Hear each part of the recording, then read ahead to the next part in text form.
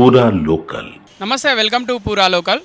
Parliament ఎన్నికలు మరికొద్ది రోజులు మాత్రమే ఉన్నందున అటు ప్రతి పార్టీ యొక్క కార్యకర్తల్లో, నాయకుల్లో, అలాగే జనాల్లో ఒక తెలియని ఆసక్తి నెలకొంది పార్లమెంట్ ఎలక్షన్లపై. ఇప్పుడు ప్రస్తుతం మనం చూసుకుంటే చేవెళ్ళ నియోజకవర్గంలో మనం లింగంపల్లి ఏరియాలో ఉన్నాము. ఇక్కడ ప్రజలు ఎంపీగా ఎవరిని గెలిపించుకోబోతున్నారు, వాళ్ళ ఓటు ఎవరికి, ఒకసారి వాళ్ళని అడిగి తెలుసుకుందాం. टीआरएस ఇది దేశ భవిష్యత్తు కదండి. బీజేపీ ఉండాలని అంటారు. కొండ విశ్వేశ్వరరెడ్డి పూరా బీజేపీ హై.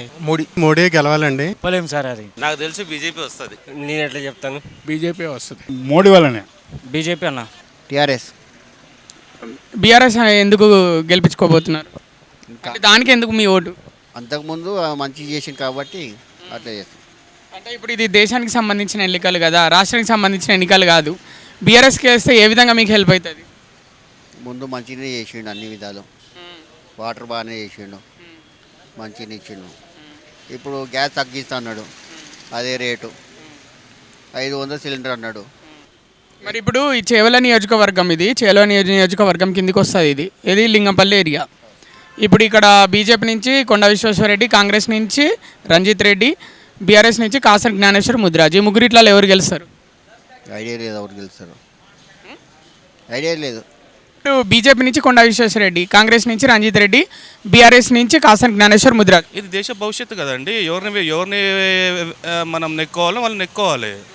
ఇప్పుడు అనవసరంగా మనము ఏదో పోయి మిషన్ బటన్ నొత్తినట్టు ఒత్తుడు కాదు కదా.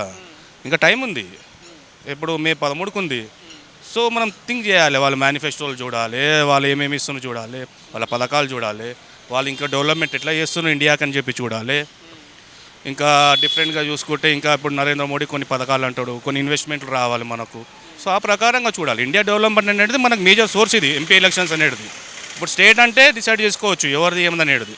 ఇది ఇండియా లెవెల్ కదా, ఇండియా లెవెల్ కాబట్టి దాని ప్రకారంగానే మనం చాలా ఆలోచించి మనం ఓటు హక్కు అనేది వినియోగించుకొని ప్లస్ దాని తగ్గట్టు ఓటు ఎవరికి వేయాలనో డిసైడ్ చేయాలి. సెంట్రల్ అయితే బీజేపీ ఉండాలని అంటారు ప్రజలందరూ. బీజేపీ మోడీ అంటే ఇష్టమా, బీజేపీ పార్టీ అంటే ఇష్టమా? బీజేపీ పార్టీ మోడీ అని సెంటర్లో. మోడీ చేసిన మంచి పనులు ఏంటి మీకు తెలుసా? 2-3 చెప్పండి. అందరికీ తెలుసు, అదే మీరు కూడా చెప్పండి. మీ నోట్ మాకు కూడా దాని మంచి పనులు చేసింది కాబట్టి ఈసారి కూడా మోడీకే ఇద్దామని అనుకుంటాను. మోడీ వ్యక్తిగా ఇష్టమా, బీజేపీలో ఉండడానికి ఇష్టమా? బీజేపీలో పార్టీ. ఏ పార్టీకి ఓటు వేయబోతున్నారు? బీజేపీ పార్టీకి ఎందుకు ఓటు వేయాలని డిసైడ్ అయ్యారు? మోదీ కోసం. మోడీ అంటే ఇష్టమా, బీజేపీ అంటే ఇష్టమా? మోదీ అంటే ఎందుకు ఇష్టం? ఆయన చేసిన పనులా లేకపోతే బీజేపీలో ఉండడానికి ఇష్టమా? ఆయన చేసిన పనులు. ఆయన చేసిన పనులు ఒక 2-3 చెప్పండి. ఏం చేశారు ఆయన చేసిన పనులు 2-3 చెప్పండి. రేషన్ ఇవ్వడం, కరోనాలో మరుగుదొడ్లు కట్టేయడం, స్వచ్ఛ భారత్, రోడ్లు. ఇప్పుడు మరి మోడీ 3వ ప్రధానమంత్రి అవుతారంటారా? తప్పకుండా 100%. ఏ విధంగా నమ్ముతున్నారు ప్రధానమంత్రి అవుతున్నారు? అంటే ఇంతవరకు చరిత్రలో 3వ ప్రధానమంత్రి అయింది లేరు కంటిన్యూగా. ఇప్పుడు అవుతాడు, ఇదే చరిత్ర. ఖచ్చితంగా చరిత్ర సృష్టిస్తారంటారా? ఖచ్చితంగా. ఎవరికి ఎడ్జ్ ఉంటుంది ఇక్కడ? కొండ విశ్వేశ్వరరెడ్డి.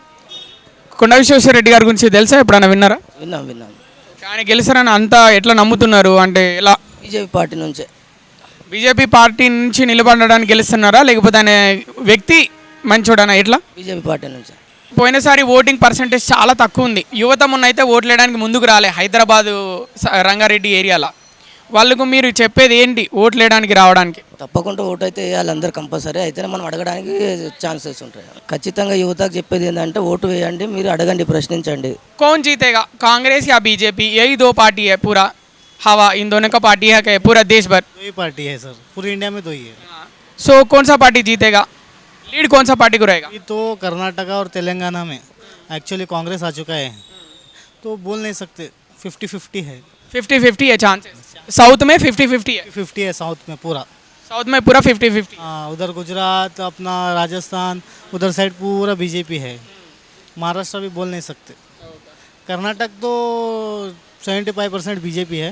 तेलंगाना का उतना जानकारी नहीं है हमको, क्योंकि कर्नाटक से है ना, हमको कर्नाटक का पता है, बस इतना ही. మరి ఇప్పుడు చేవెళ్ళ నియోజకవర్గం సంబంధించి బీజేపీ, బీఆర్ఎస్, కాంగ్రెస్ టఫ్ పోటీ, బాగా పోటీ పడుతున్నాయి. ఏది గెలుస్తాయి ఇక్కడ చేవెళ్ళ? మాకు కాంగ్రెస్ అంటే ఇష్టం. ఏదైనా గెలవగా కాంగ్రెస్కి వేస్తాం మేము.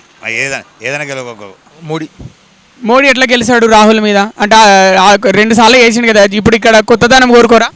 కొత్తదనం అక్కర్లే, మోడీ బాగానే పరిపాలిస్తాడు. బీజేపీ వస్తే కొద్దిగా పరిపాలన బాగుంటుంది, మళ్ళీ కాంగ్రెస్ వస్తే మళ్ళీ కూటమి ఇబ్బంది అవుద్ది. అందుకని అంటే ఇప్పుడు మోడీ మూడోసారి ప్రధానమంత్రి అవుతారంట. Guarantee 100% sure. నాకు తెలిసి మోడీ గెలవాలండి.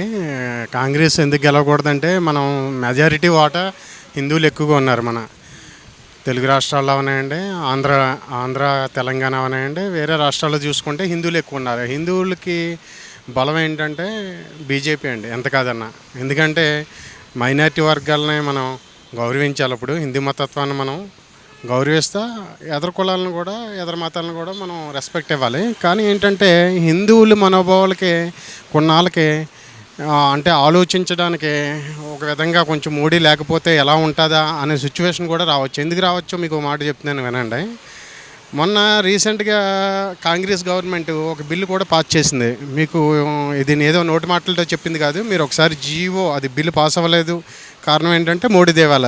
ఆ బిల్లు ఏంటంటే అండి, మనం ఒక పూజ చేసుకోవాలన్నా హిందుత్వం మనకి మెజారిటీ వాటా హిందువులందరూ పూజ మీద ఎంతో కొంత సెంటిమెంట్గా చేసుకుంటారు. దానికి కూడా నో అబ్జెక్షన్ సర్టిఫికేట్ తీసుకోవాలి అనే ఒక ఎంత ఘోరం ఏంటంటే అది హిందూ దేశంలో పుట్టి హిందువులకి వ్యతిరేకంగా అలాంటి జీవో తీసుకురావడం అంటే ఇంకా మనం వేరే దేశం పోయి మన పూజలు చేసుకోవాలా, అది చాలా బాధాకరం అండి. ఇప్పుడు ఎదర మతాన్ని గౌరవించాలి, మన మతాన్ని కూడా వాళ్ళు గౌరవించాలి.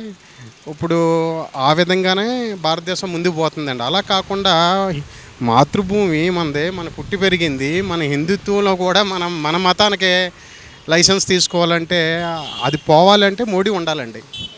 చేవెళ్ళ నియోజకవర్గంలో కాంగ్రెస్ గెలుస్తుందా, బీజేపీ గెలుస్తుందా, బీఆర్ఎస్ గెలుస్తుందా? చెప్పలేము సార్, అది చెప్పలేము. నాకు తెలిసి బీజేపీ వస్తుంది. బీజేపీ చాలామంది బీజేపీ అని చెప్తున్నారు, నో డౌట్ సార్. మేము అడిగిన వాటిలలో బీజేపీ ఎందుకోసం మోడీని చూసా, బీజేపీ పార్టీని చూసా? అంటే ప్రతిపక్షంలో సరైన నాయకుడు లేడు, అంటే మోడీకి సరైనటువంటి వ్యక్తి అనేటువంటి లేడు ఆపోజిట్.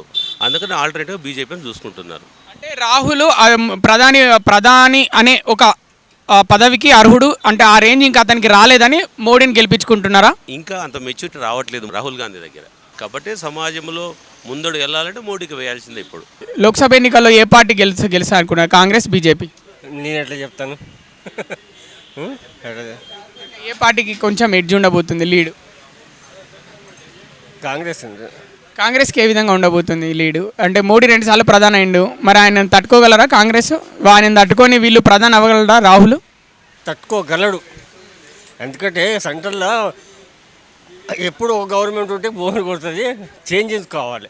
అంటే చేంజ్ వస్తాయని కోరుకుంటున్నారు ఇక్కడ లెక్కనే. ఈ తెలంగాణ రాష్ట్రంలో చేంజ్ ఎట్లా వచ్చిందో సెంట్రల్లో కూడా చేంజ్ వస్తాయని ప్రగాఢంగా నమ్ముతున్నారు. అవునవును, అంతే.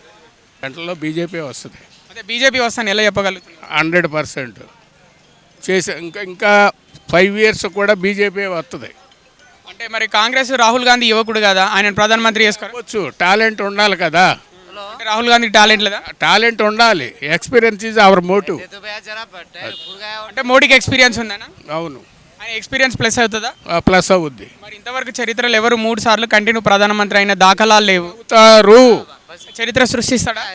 రికార్డు ఖచ్చితంగా అవుతుంది అంటారా? World record. మరి మొన్న చూసుకుంటే మన సౌత్ స్టేట్స్లో కర్ణాటకలో కాంగ్రెస్ ఉంది, తెలంగాణలో కాంగ్రెస్ వచ్చింది. Siddaramaiah chief minister, Revanth Reddy Telangana 2 states పోయినాయి. అవి కూడా వచ్చినట్లయితే అప్పుడు కొంచెం డామినేషన్ బాగుండేది, కానీ రాలేదు. ఎందుకని రాలేదు అంటే ఏం చెప్తావు, ప్రజలకు నచ్చలేదు, వేయలేదు, దట్స్ ఆల్. రంజిత్ రెడ్డి అన్న ముందు కూడా మంచి పని చేసినాడు టీఆర్ఎస్లో ఉన్నప్పుడు, ఇప్పుడు కూడా కాంగ్రెస్లో వచ్చినాడు. అట్లా పార్టీ చేంజ్ అయితే నమ్ముతారా జనాలు? నమ్ముతారు, మంచి పని చేసినారు కదా అన్న. అంటే మంచి పనులు ఏం చేసిండు రండి చెప్పు. వికారాబాద్, తాండూరులో పోయి చూడండి మీరు, మంచి పని చేసినాడు. మన షేర్లింగంపల్లి కూడా చాలా పని చేసినాడు. మరి బీజేపీ కూడా టఫ్ ఉంది, మరి కొండ విశ్వేశ్వర రెడ్డి గారు కూడా మంచి వ్యక్తి అంటారు, అది ఎట్లా? ఆయన కూడా పెద్ద మంచినే, అట్లా ఏం లేదు, రారని కాదు, కానీ ఇద్దరినైనా పోటీ ఉంటుంది. మరి బీఆర్ఎస్కి ఉండదా? బీఆర్ఎస్కి ఉండదు అన్న. బీజేపీ కాంగ్రెస్కి ఎందుకు ఉంటుంది, మరి బీఆర్ఎస్ పరిస్థితి ఏంటి? పరిస్థితి మొత్తం డుల్ అయిపోయింది బీఆర్ఎస్ ఇప్పుడు. బీజేపీ అన్న ఎట్లా గెలుసా బీజేపీ అన్న? పైన ఉన్న మోడీ గవర్నమెంట్ అన్ని విధాలుగా పేద ప్రజలకి అంత మంచిగా చేస్తుంది. గత 3-4 సంవత్సరాలుగా చూసుకుంటే ఆయుష్మాన్ భారత్ కావచ్చు, పేదలకి ఉచిత రేషన్ కావచ్చు. ఇప్పుడు కాంగ్రెస్ గవర్నమెంట్ వచ్చింది తెలంగాణలో, 6 గ్యారంటీలు అన్నారు. 6లో ఏం చేసిందో అర్థం కావట్లే. రైతు బంధు పర్లేదు, ఉచిత బస్సు అని పెట్టారు. ఆ ఉచిత బస్సు ఎవరికి అవసరం ఉందన్న? ఆ బస్ ఛార్జీల్లో సగానికి సగం కొద్దిగా ఆఫ్ చేస్తుంటే బాగుండే. ఇప్పుడు ఎడ్యుకేటెడ్ పర్సన్స్ ఉంటారు, స్కూల్కి వెళ్ళే వాళ్ళు, అందులో అసలు బస్సులో మొత్తం లేడీసే ఉంటున్నారు, సీట్లు దొరకట్లేదు. మరి సెంటర్లో మోడీ ప్రధానమంత్రి అవుతాడా రాహుల్ గాంధీ మీద గెలిచి మూడోసారి? అన్న రాహుల్ గాంధీ వయసు ఎంతనో ఆ కాంగ్రెస్కి వచ్చే సీట్లు కూడా అంతే. ఓకే, మరి మన మోడీకి ఎన్ని వస్తాయి? మోడీకి అన్న ఆల్మోస్ట్ 370+ రావాలి. మన దేశ భవిష్యత్తు, మన యూత్కి బాగుండాలి, మన దేశానికి రక్షణ ఉండాలంటే మోడీకి 370+ రావాలి. నా డౌట్ ఏంటంటే బీజేపీ గెలబోతుంది సార్. బీజేపీ ఎందుకు గెలిస్తే మోడీ వల్లనా బీజేపీ పార్టీ వల్ల? మోడీ వల్లనే. ఇప్పుడు మోడీ ఒకవేళ బీజేపీ కాకుండా వేరే పార్టీలో ఉన్నా కూడా మోడీ ఏ పార్టీలో ఉంటే ఆ పార్టీ గెలుస్తుందా? లేదండి, అట్లా గెలవదండి. మోడీ బీజేపీలో ఉన్నాడు కాబట్టి బీజేపీ అంతవరకే. అదే చూసారు కదా వ్యూవర్స్, చెవెల నియోజకవర్గంలోని లింగంపల్లిలో కొంతమంది ప్రజలు కాంగ్రెస్ గెలుస్తుందని, కొంతమంది ప్రజలు బీఆర్ఎస్ గెలుస్తుందని, కొంతమంది ప్రజలు బీజేపీ గెలుస్తుందని, కానీ చాలా వరకు కొంతమంది ప్రజలు బీజేపీ గెలుస్తుందని, కొంచెం ఎడ్జ్ బీజేపీకే ఉందని అంటున్నారు. చూద్దాం, ఎలక్షన్స్ ఇంకొక 25 రోజులు ఉన్నాయి. వారు ఎవరికి ఓటేస్తారు, రిజల్ట్స్ రోజు ఎవరు గెలుస్తారు అనేది అప్పటిదాకా వెయిట్ చేద్దాం. అప్పటి వరకు చూస్తూనే ఉండండి పూరా local. Don't forget to subscribe పూరా లోకల్. కెమెరామెన్ సత్యరెడ్డితో మీ కృష్ణబాల.